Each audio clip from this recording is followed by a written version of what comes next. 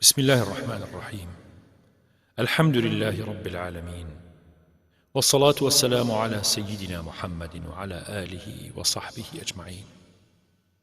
شوي چواردەی ڕەمەزان، شوي پڕبەرەکەتی نزیک بوونەوە لە ناوەڕاستی ڕەمەزان. خوای گیان وەرمان بگرە، قبوڵمان بکە، ڕۆژوەکانمان لێ قبوڵ بکە.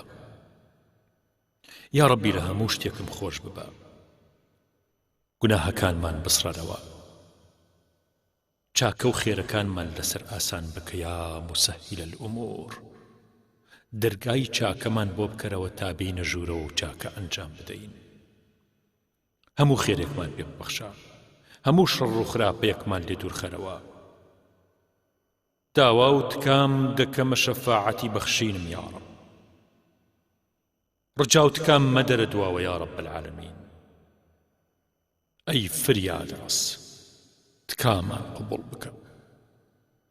معینی ئیماندارانی، تۆ زاتێکی چرای دڵخامۆشانی، ئومێدی بێ ئومێدەکانی، نیعمەتی ڕزقت پێداوم، دەی شکری نیعمەتم فێر بکە. سەبر لەسەر ئافات و نەخۆشیەکانی دنیا بگرن ئازیزان. هەموو نیعمەتێک و دەرگاکردنەوەیەک دەرگاداخستنی بەدوا دێت. ئەم شەریعەتە مبارەکە دەرمانی دنیایە و بەبێ پرسی دەرمانخانەی شەریعەت دەست بۆ دنیا مەبەن. بەبێ پرسی پزیشکی دەرمانخانەکەش نزیکی دەرمانەکانی مەکەون.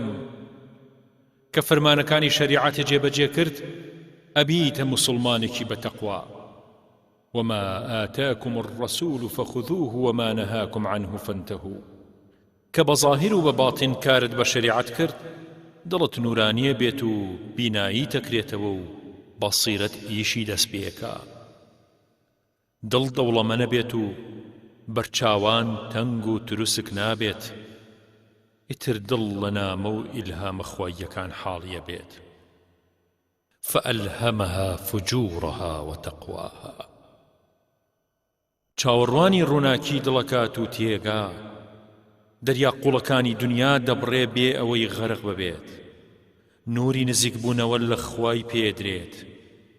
نوری عەمەل و نوری سەبر و نوری دڵنیایی، ئەمانە بەرهەمی جێبەجێکردنی شەریعەت و بەرەکەتی قورئان و سنەتە. ئەگەر لە شەریعەتەوە سەر نەکەویت، دینت تووشی سەرئێشا بێت. دڵت لە کارەکە بێت و دەرونیشت تووشی تاعون و تیاچوونە بێت. هاو ئاوازی قەدەر بن، ڕازی نەبین بە قەدەری خوا. ڕازی بوونمان دەست ناکەوێ هەرگیز. ئەوەی سەفەری دوورە ڕێ نەکا، هیچ پێویستیەکی بە فڕۆکە و کەشتی ئاسمانی نییە. ئەگەر قەدەرەکان لە درێژایی ژیانی مرۆڤە سەرڕێژ نەبن، دەعواچیەکان دەرناکەون، باش و خراپ بە دەرناکەوێت. لە کوورەیە ئاڵتوونی ساغ خۆی ساغەکاتەوە. بە مەقامی ئیمانت ئەتوانی لە گوناه دوورە پەرێز ببیت. جێپێی ڕێک لای ئیمانداری ساغە. ئیدعای دینداری شاهیدی زۆری ئەوێت. ڕەسم لەگەڵ دینە مەگرن، خۆتان دین بن و بچن بەڕێیە. ڕیاکار دڵی پیس و کراسی بەری خاوێنە. بە دینی نان و ژیان و جاه پەیداکات. سڵ لە حەرام ناکا، کاری دڵ لە دەرەوە دەرناکەوێت. بەرگی ڕیاکاری و دووڕوویی فڕێ بدەن. حەق تەعالا کراسی دڵ بە کەسی شایستا بەخشێت.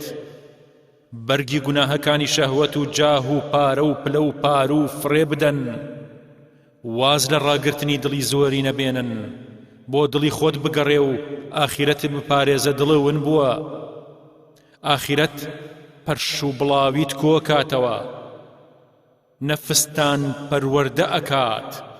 ئەگەر نەفس پەروەردەی وەرنەگر بیمرێنن پێش ئەوەی خۆتان بمرن، ئەگینا مردنێکی زۆر پڕ ئازارتان بۆ دەستنیشانەکات. با نەبین بەوانەی زمانیان وەرعیەزانی و دڵیان پڕ لە فجوور بوو. زمانیان حەمدی خوا و دڵیان حەمدی غەیری خوا. ظاهریان دیندار و دڵیان یاخی لە دین.